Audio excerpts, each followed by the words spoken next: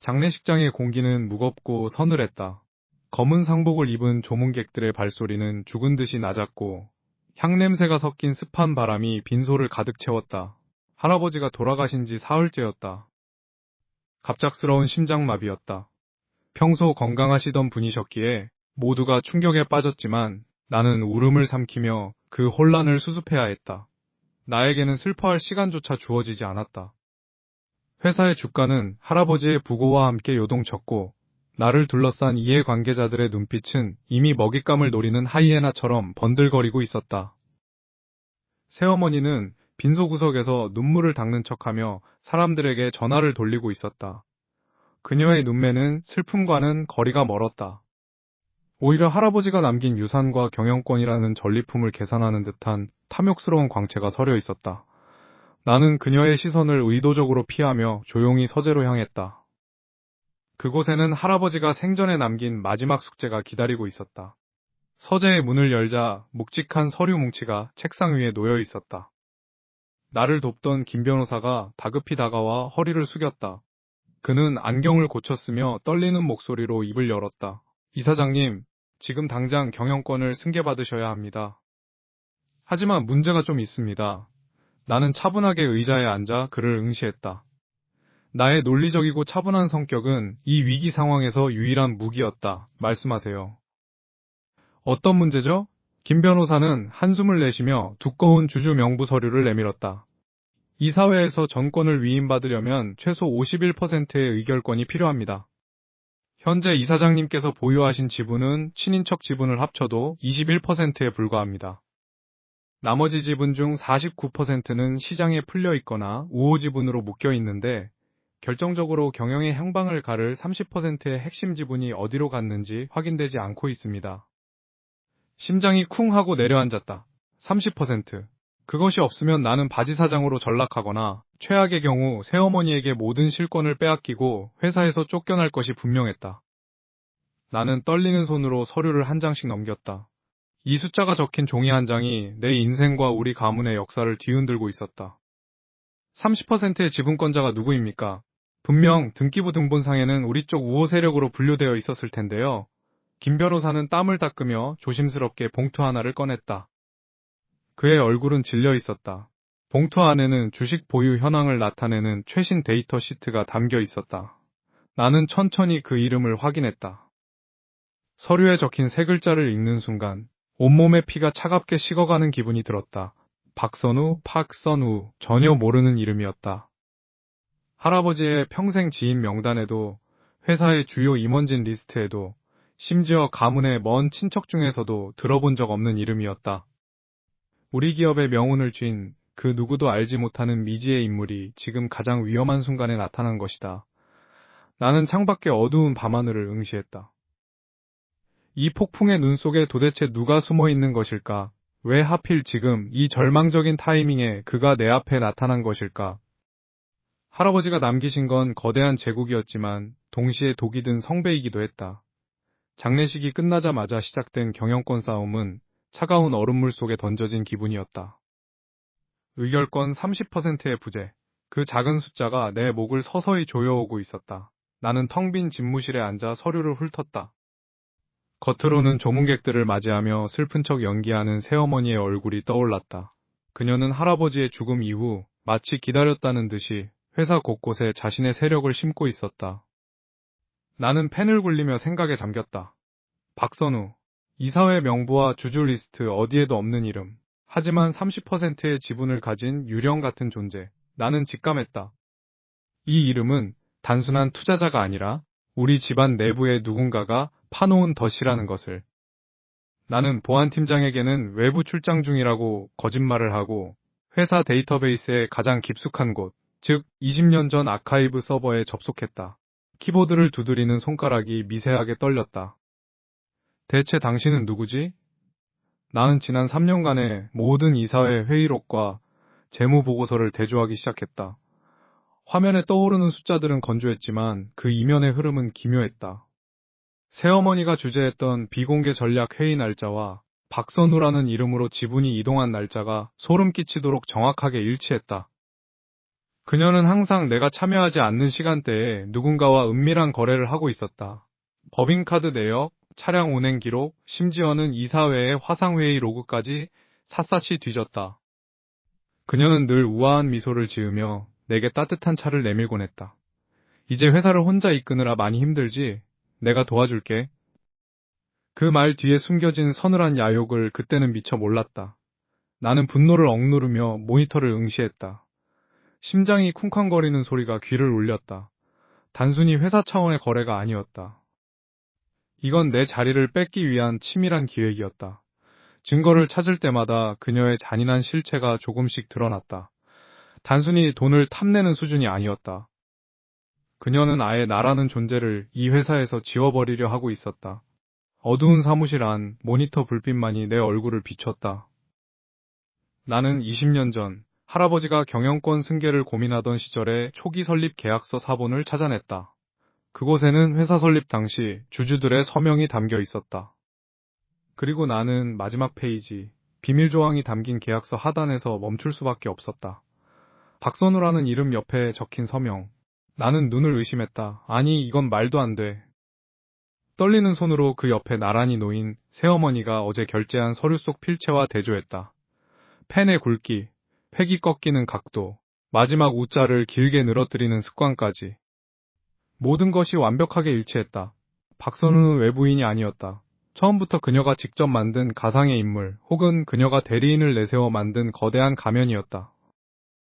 공포가 발끝부터 머리끝까지 번져나갔다. 이 거대한 제국을 무너뜨리려던 자가 바로 매일 아침 내 앞에 앉아 밥을 먹던 그 여자였다니.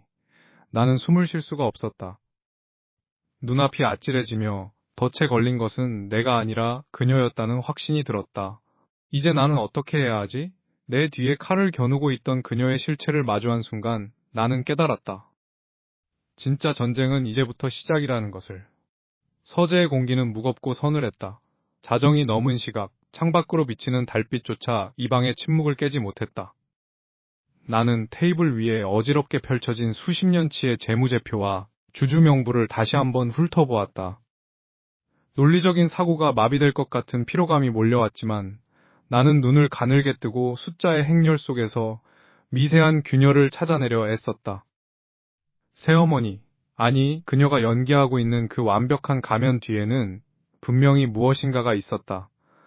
나는 지난 3일간 지하 창고 구석에서 먼지에 뒤덮인 옛 서류 더미를 파헤쳤다. 회사의 자금 흐름을 추적하던 중 팍선 우라는 이름의 유령 주주가 단순한 투자자가 아니라는 확신이 들었다. 그 이름 뒤에는 복잡하게 얽힌 계좌들이 있었고 그것들은 모두 15년 전 새어머니가 우리 집에 처음 들어오기 직전의 시점으로 거슬러 올라가고 있었다. 손가락 끝으로 종이의 질감을 느끼며 데이터를 다시 입력했다. 특정 시점마다 회사 자본금이 해외 페이퍼 컴퍼니로 흘러들어갔고 그 중심에는 항상 그녀의 지문이 묻어 있었다. 아니, 정확히 말하자면 그녀는 자신의 과거를 완벽하게 세탁했다. 과거 신문 기사 속에 전혀 다른 이름, 전혀 다른 얼굴. 그녀는 수십 년 전부터 이 회사를 야금야금 파먹어 오던 포식자였다. 결국 당신이었군. 나지막이 뱉은 내 목소리가 빈 방에 공허하게 울렸다. 그녀는 단순히 아버지의 재산을 노린 것이 아니었다. 그녀는 아예 이 회사 전체를 자신의 손아귀에 넣기 위해 설계된 정교한 기계 같았다. 가슴 한구석에서 싸늘한 분노가 치밀어 올랐다. 그동안 그녀가 보여준 다정함, 의붓아들을 걱정하던 그 가식적인 미소들이 뇌리를 스칠 때마다 구역질이 났다. 나는 침착함을 유지하려 애쓰며 다시 문서를 정렬했다. 이제 증거는 완벽했다. 그녀가 저지른 횡령의 기록은 차곡차곡 모여 거대한 댐을 무너뜨릴 돌 하나가 되었다. 하지만 왠지 모를 불안함이 엄습했다. 모든 것이 이렇게 순조롭게 드러나는 것이 오히려 함정처럼 느껴졌다. 나는 책상 서랍 밑을 더듬거리다 우연히 이중 바닥을 발견했다. 그 안에는 먼지가 뽀얗게 앉은 아주 오래된 낡은 금고가 하나 있었다. 번호는 할아버지가 생전에 즐겨 쓰시던 숫자 조합이었다. 딸깍 하는 경쾌한 소리와 함께 금고 문이 열렸다. 그 안에는 돈이나 보석 대신 누렇게 변색된 편지 봉투 하나가 덩그러니 놓여 있었다. 조심스럽게 봉투를 열어 내용물을 꺼냈다. 종이에는 할아버지의 떨리는 필체로 꾹꾹 눌러 쓴 글귀가 적혀 있었다. 그 여자는 내가 알던 사람이 아니다. 그녀는 내 약점을 잡고 나를 협박하고 있다. 내 생명줄이 그녀의 손에 달려 있다. 내가 사라진다면 그것은 절대 사고가 아닐 것이다. 부디 이 기록을 찾게 된다면 절대 그녀에게 굴복하지 마라. 마지막 줄을 읽는 순간 등골이 오싹해졌다. 단순히 금전적인 문제를 넘어 그녀는 할아버지의 죽음과도 직접적으로 연관되어 있었다. 심장이 터질 듯이 뛰기 시작했다. 등 뒤에서 느껴지는 미세한 기척. 방문 너머로 누군가 서성이는 소리가 들려왔다. 나는 서둘러 서류를 덮으려 했지만 이미 방문 손잡이가 천천히, 아주 천천히 돌아가고 있었다. 사무실 안은 숨막힐 듯한 정적만이 감돌았다. 책상 위에 펼쳐진 서류 더미는 마치 거대한 미로처럼 보였다. 나는 안경을 고쳐 쓰고 다시 한번 모니터와 종이 서류를 번갈아 확인했다. 머릿속이 복잡하게 엉켜 있었지만 논리적인 사고를 놓치지 않으려 애썼다. 분명히 어딘가에 실마리가 있었다. 새어머니가 쳐놓은 그 치밀한 거미줄, 그 중심부로 다가갈수록 나는 더 차갑고 냉철해져야만 했다. 30% 도대체 어떻게 이렇게 깔끔하게 처리한 거지? 나는 나지막이 중얼거렸다. 서류상의 이동 경로는 완벽했다. 누군가 치밀하게 설계한 유령 회사들의 복잡한 거래망. 하지만 그 끝에는 결국 새어머니의 이름이 선명하게 찍혀 있었다. 불법적인 경로를 통한 지분 확보. 나는 마우스를 클릭하며 증거가 될 만한 파일을 분류했다. 횡령, 배임, 서류 위조까지. 그녀가 저지른 짓은 생각보다 훨씬 더 추악했다. 공포심보다는 역겨움이 치밀어 올랐다. 그녀는 할아버지의 죽음 이후 나를 무력화시키기 위해 이 모든 일을 벌였다. 하지만 그 기저에 깔린 근본적인 의문이 나를 괴롭혔다. 이 엄청난 규모의 주식을 대체 어디서, 어떤 경로로 빼돌린 것일까? 단순히 회사의 돈을 빼돌려 산 것이라면 이 정도로 흔적을 감추기는 힘들었을 것이다. 애초에 이 지분은 누군가가 가지고 있던 것을 강제로 빼앗아 오거나 혹은 아주 오래전부터 치밀하게 계획하여 확보한 것임이 분명했다. 나는 의자를 뒤로 밀고 깊은 한숨을 내쉬었다. 창밖으로 보이는 도시의 불빛이 오늘따라 유난히 차갑게 느껴졌다. 나는 떨리는 손을 멈추고 다시 서류 더미 속으로 파고들었다. 그러다 서류함 구석, 아주 오래된 먼지가 쌓인 봉투 하나가 눈에 들어왔다. 그건 할아버지의 개인 금고에서 발견했던 분류되지 않은 잡동사니 서류 뭉치였다. 봉투를 열자 낡은 인감날인이 찍힌 양도계약서가 툭 튀어나왔다. 종이는 세월의 무게를 견디지 못하고 누렇게 발해 있었다. 나는 떨리는 마음으로 계약서의 내용을 한 글자씩 읽어내려갔다. 날짜, 서명, 그리고 지분의 이동 경로. 나는 내 눈을 의심했다. 보고 있던 서류의 활자가 비현실적으로 일렁였다. 심장이 미친 듯이 뛰기 시작했다. 그 문서에는 분명하게 적혀 있었다. 이 30%의 핵심 지분은 지금 내 눈앞에서 경영권을 흔드는 새어머니의 손에 넘어가기 전 바로 나의 친어머니가 소유하고 있던 주식이었다. 어떻게 이런 일이 가능했던 거지? 어머니가 돌아가신 뒤 분명 모든 유산은 법적 절차를 거쳐 정리되었다고 들었다. 그런데 이 지분은 왜, 어떻게 새어머니의 손에 들어가게 된 것일까? 그리고 왜 나는 이 사실을 지금까지 전혀 알지 못했던 것인가? 단순히 탐욕스러운 여자의 횡령이 아니었다.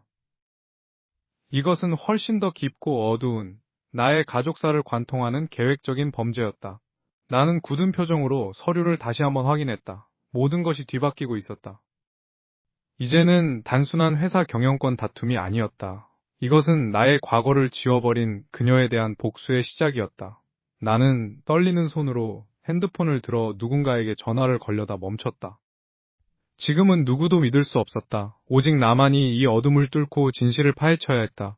어머니의 이름이 적힌 그 낡은 서류를 쥐고 나는 다짐했다. 절대 무슨 일이 있어도 이 주식을 다시 되찾아오겠다고. 그게 내 어머니의 삶을 짓밟은 대가였다.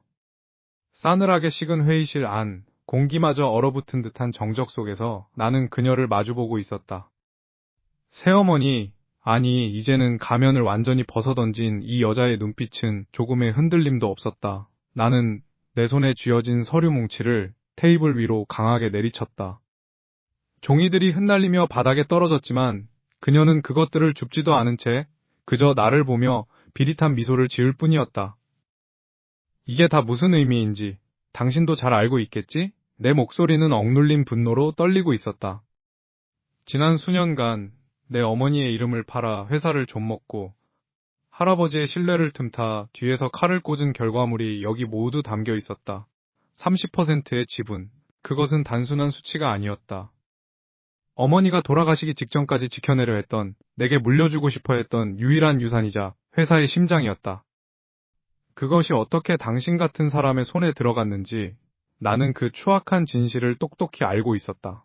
그녀는 천천히 자리에서 일어나 나에게 다가왔다. 구두 굽소리가 회의실 바닥을 울릴 때마다 내 심장 박동도 덩달아 빨라졌다. 그녀는 내 귓가에 입을 가까이 대고 아주 나직하지만 소름 끼칠 정도로 명확한 목소리로 속삭였다. 똑똑한 줄 알았는데 생각보다 더 멍청하구나.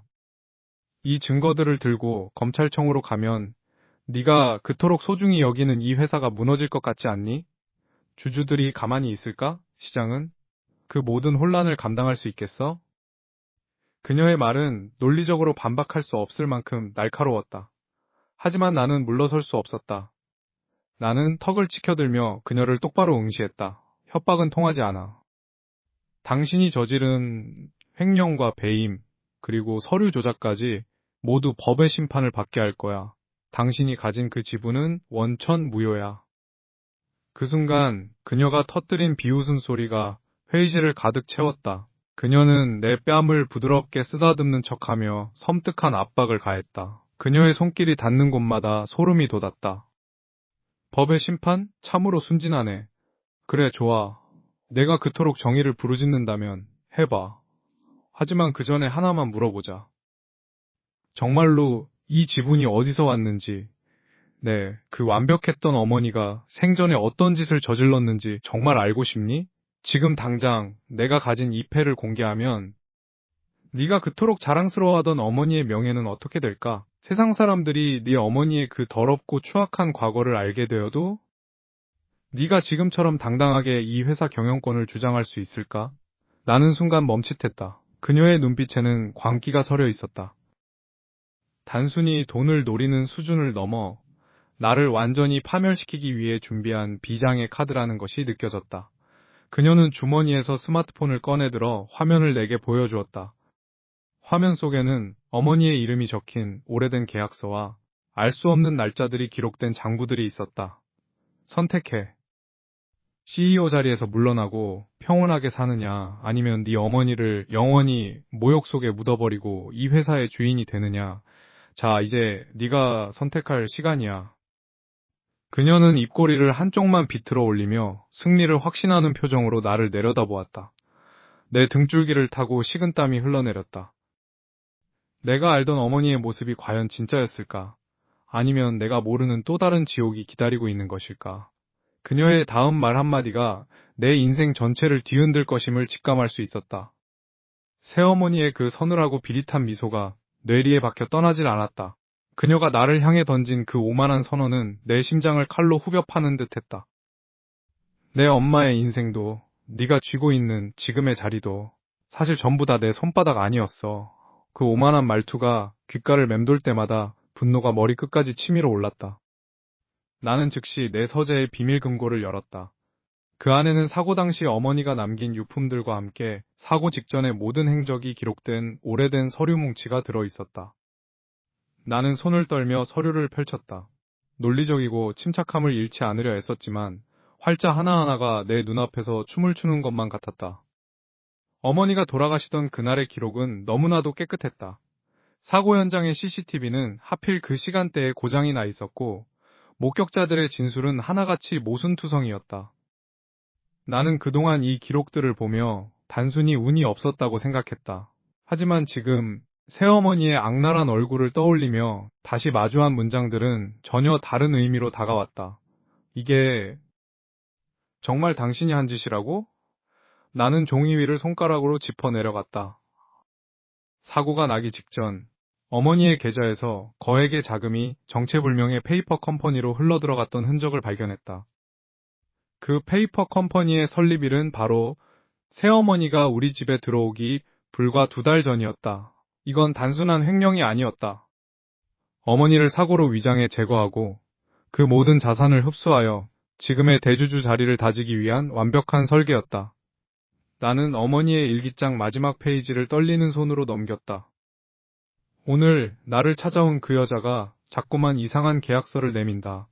내 지분을 담보로 내놓으라고 한다. 무섭다. 차라리 모든 걸 내려놓고 떠나고 싶다. 어머니는 도망치려 했고 그들은 그 도망조차 허락하지 않고 목숨을 끊어놓은 것이다. 등줄기에 식은땀이 흘렀다. 그저 돈과 권력에 눈이 먼 줄로만 알았는데 그녀는 짐승보다 못한 악마였다. 내 어린 시절의 기억 속에서 다정하게 미소 짓던 그 얼굴이 얼마나 가증스러운 연극이었는지 깨달은 순간 나는 비로소 진정한 공포를 느꼈다. 책상 위에 놓인 어머니의 마지막 사진을 바라보며 나는 다짐했다. 이 피 묻은 유산을 지키는 것을 넘어 그녀의 목을 조일 올가미를 만들어야겠다고. 그때 서재의 문이 조용히 열렸다. 나의 가장 신뢰하는 비서 김 실장이었다. 대표님, 늦은 시간까지 고생이 많으십니다. 따뜻한 차 좀 가져왔습니다.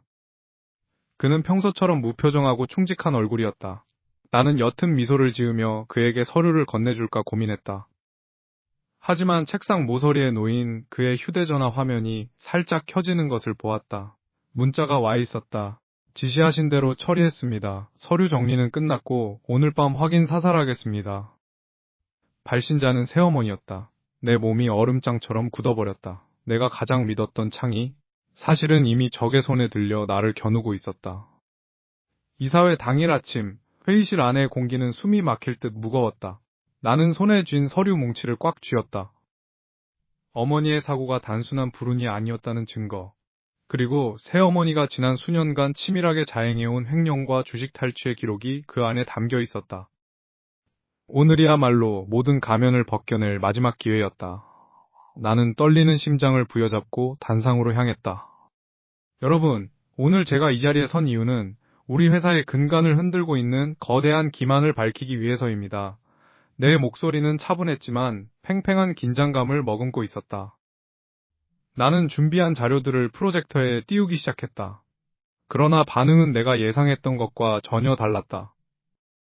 사람들은 나를 향해 경멸 어린 시선을 보내거나 심지어 고개를 돌려 비웃음을 흘렸다. 옹성거림 사이로 날카로운 비난이 쏟아졌다. 이게 도대체 무슨 짓이죠? 증거라고 가져온 게 고작 이런 조작된 문서들입니까? 회의실 문이 열리며 새어머니가 등장했다. 그녀는 평소와 다름없는 우아하고 단정한 차림이었지만 그 눈빛만은 먹잇감을 노리는 맹수처럼 서늘하게 빛나고 있었다. 그녀는 우아하게 단상 옆으로 걸어와 나를 안쓰럽다는 듯 내려다보았다. 마치 미쳐버린 자식을 바라보는 가련한 어머니의 표정이었다. 여러분, 정말 죄송합니다. 제가 아이를 너무 몰아세운 모양입니다. 할아버지의 갑작스러운 죽음 이후로 아이가 심각한 공황 상태에 빠져 있었거든요. 전문의 상담도 거부하고 혼자서 망상에 빠져 이렇게까지 일을 벌일 줄은 몰랐습니다. 그녀의 연기는 완벽했다. 목소리는 떨리고 있었고 눈가에는 교묘하게 맺힌 눈물이 고여 있었다. 이사회 멤버들은 그녀의 말을 기다렸다는 듯 받아들였다. 대표님, 아무래도 건강이 최우선인 것 같군요. 이런 근거 없는 비방은 회사에 심각한 피해를 줍니다. 어머니, 지금 무슨 말씀을 하시는 거예요? 제 눈앞에 있는 이 서류들이 보이지 않으세요? 이 서류는 당신이 10년 전 신분을 위조했다는 명백한 증거라고요. 내가 소리쳤지만 돌아오는 것은 차가운 침묵뿐이었다. 오히려 사람들은 나를 정신적으로 불안정한 사람 취급하며 거리두기를 시작했다. 그들은 마치 내 몸에 전염병이라도 묻은 것처럼 의자를 뒤로 밀었다.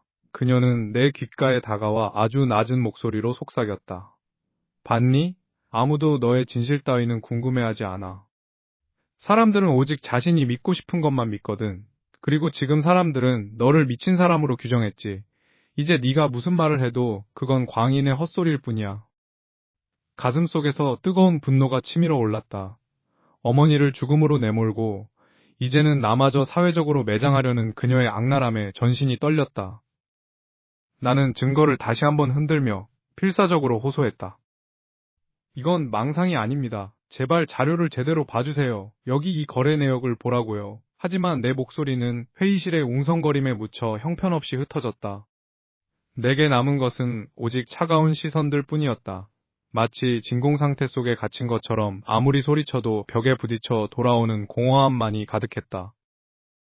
나를 지원해주던 임원들조차 고개를 숙인 채 눈을 피했다. 나는 이 거대한 함정에 완전히 고립되어 버렸다. 그때 회의실 문이 다시 열리며 기자들이 들이닥쳤다. 새어머니가 미리 손을 써둔 모양이었다. 상속 분쟁으로 인한 CEO의 정신 이상 증세라는 자극적인 헤드라인이 실시간으로 휴대폰 알림을 통해 울려 퍼졌다. 이사회는 지금 당장 표결에 붙이겠습니다. 가장 영향력 있는 이사가 차갑게 입을 열었다. 회사의 명예와 주주들의 이익을 고려하여 현 대표이사께서는 즉시 직무를 정지하고 사퇴할 것을 강력히 권고합니다. 동시다발적으로 손들이 올라갔다. 그것은 단 한 명의 예외도 없는 나를 향한 완벽한 사형 선고였다. 창밖으로는 비가 내리기 시작했고 나는 벼랑 끝에 서 있는 기분으로 그들을 바라보았다. 더 이상 나에게는 피할 곳이 없었다. 그들이 나를 향해 사퇴 서명지를 내밀었다. 이대로 물러나면 모든 게 끝난다. 하지만 버티기에는 세상이 너무나도 거대하고 차가웠다. 이제 나는 어떻게 해야 하는가? 이사회실의 공기는 얼음장처럼 차가웠다. 사람들의 차가운 시선과 웅성거림이 사방에서 날카로운 화살처럼 나를 찔러댔다. 정신 이상자, 망상에 빠진 경영자라는 낙인이 찍힌 채 나는 단상 위에 서 있었다. 새어머니는 맨 앞줄 중앙에 앉아 우아하게 다리를 꼬고 있었다. 그녀의 입가에 걸린 비릿한 미소는 마치 이미 승리를 예감한 사냥꾼의 그것과 같았다. 나는 떨리는 손을 꽉 쥐고 심호흡을 했다. 심장 박동 소리가 고막을 울릴 정도로 크게 들렸다. 하지만 물러설 곳은 없었다. 이것은 단순한 경영권 다툼이 아니라 나를 파멸로 몰아넣고 어머니의 죽음마저 기만했던 추악한 진실을 향한 마지막 반격이었다. 다들 조용히 해주십시오. 나의 낮은 목소리가 회의실 전체에 울려 퍼졌다. 사람들은 비웃음을 참으며 나를 쳐다봤지만 나는 아랑곳하지 않고 태블릿을 연결했다. 화면에는 그동안 끈질기게 추적해온 법적 기록들이 하나둘씩 떠올랐다. 단순히 횡령의 증거뿐만이 아니었다. 십수년 전 어머니의 사고 당일 현장에 있었던 운전기사의 녹취록과 그 사고 직전 대포폰으로 오갔던 새어머니의 비밀 계좌 내역들을 공개했다. 이게 바로 당신이 그토록 숨기고 싶어 했던 실체입니다. 30%의 주식, 그건 단순한 승계의 문제가 아니었죠. 어머니를 사고로 위장해 제거하고 유언장을 조작해 얻어낸 피 묻은 대가였습니다. 내 말이 떨어지기 무섭게 회의실은 아수라장이 되었다. 이사들은 충격에 휩싸여 웅성거리기 시작했고 몇몇은 공포에 질린 눈으로 새어머니를 바라봤다. 그녀의 표정은 순간적으로 일그러졌지만 놀랍게도 이내 다시 평온을 되찾았다. 그녀는 천천히 자리에서 일어나 나를 비웃듯 바라보며 입을 열었다. 참으로 안타깝구나. 네 병세가 이렇게까지 심각할 줄은 몰랐어. 돌아가신 어머니를 들먹이며 이런 가짜 서류로 이사회를 기만하다니. 그녀는 주머니에서 아주 깔끔하게 정리된 서류 봉투 하나를 꺼냈다. 그리고 아주 천천히 마치 상대의 숨통을 조이듯 서류를 테이블 위에 펼쳐 보였다. 그것을 본 순간 나는 숨을 멈출 수밖에 없었다. 내 손에 쥐고 있던 증거들이 순식간에 휴지 조각이 되어버릴 만큼 강력하고 치명적인, 완벽하게 공증된 최종 문건이었다. 이사들의 얼굴에 흐르던 경악은 금세 차가운 배신감으로 바뀌었다. 그 서류는 내가 평생 증명하고자 했던 모든 것을 단숨에 부정하는 나조차 몰랐던 거대한 함정이었다. 자, 이제 누가 진짜 가짜인지 제대로 확인해볼까? 그녀의 서늘한 목소리가 공간을 지배했다. 나는 멍하니 그 종이들을 바라보았다. 모든 것이 무너지는 소리가 귓가에 들리는 듯 했다. 이사회실의 공기는 차갑게 얼어붙어 있었다. 내 손에는 어머니의 죽음이 단순한 사고가 아니었음을 증명하는 결정적 증거, 즉 당시 사건을 조작했던 자의 자백서와 자금 흐름도가 쥐어져 있었다.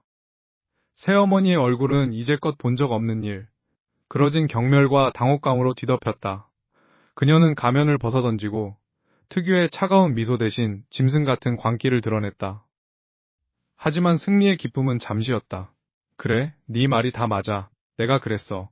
그런데 말이야, 이걸 터뜨리면 이 회사가 어떻게 될 것 같니? 그녀가 나직하게 읊조렸다. 그녀의 말대로였다. 내가 이 증거를 세상에 공표하는 순간, 창립 이래 최고의 위기를 맞이한 우리 회사의 주가는 바닥을 칠 것이고, 수많은 직원이 거리로 나앉게 될 것이다. 30%의 지분을 되찾아 경영권을 확고히 하는 것은 가능하겠지만, 그것은 잿더미 위에서 왕관을 쓰는 것과 다를 바 없었다. 내 머릿속에는 어머니의 다정한 목소리와 이 회사를 지키기 위해 평생을 바쳤던 아버지의 땀방울이 스쳐 지나갔다. 어머니의 명예를 회복하는 것, 그리고 이 회사를 지켜내는 것. 두 가지 가치가 내 안에서 끔찍한 소용돌이를 일으켰다. 나는 논리적인 인간이었지만 지금 이 순간만큼은 이성보다 감정이 내 목을 조여오는 듯했다. 당신은 괴물이야. 당신이 파괴한 건 어머니뿐만이 아니라 이 회사의 영혼이야. 내 목소리가 떨렸다. 그녀는 비웃으며 다가왔다. 영혼? 돈 없는 영혼이 무슨 가치가 있지? 선택해. 엄마의 고결한 죽음을 세상에 알리고 회사를 파산시킬 것인가? 아니면 그 추악한 진실을 묻어두고 너만이 가질 수 있는 완벽한 경영권을 쥐고 군림할 것인가? 이것은 단순히 지분을 다투는 게임이 아니었다. 내 인간성과 나의 미래, 그리고 우리 가족의 마지막 존엄을 담보로 한 잔혹한 도박이었다. 나는 창밖을 내다보았다. 서울의 야경은 화려했지만 그 불빛 아래 숨겨진 거대한 어둠이 나를 집어삼킬 듯 밀려왔다.